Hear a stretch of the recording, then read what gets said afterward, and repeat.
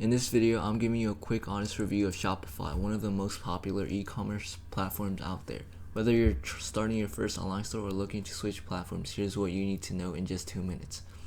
Shopify is a hosted e-commerce solution which means it handles all the technical stuff like hosting, security, and updates. So you can focus on selling. You pay a monthly fee and in return you get a clean, customizable platform to build your store. Shopify is a super user-friendly even if you're not a tech savvy.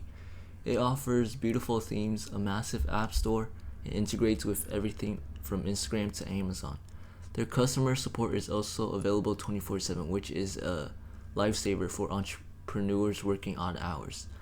Now the cons. Shopify's monthly pricing starts low, but apps and add-ons can add up fast. Also, they change transaction fees.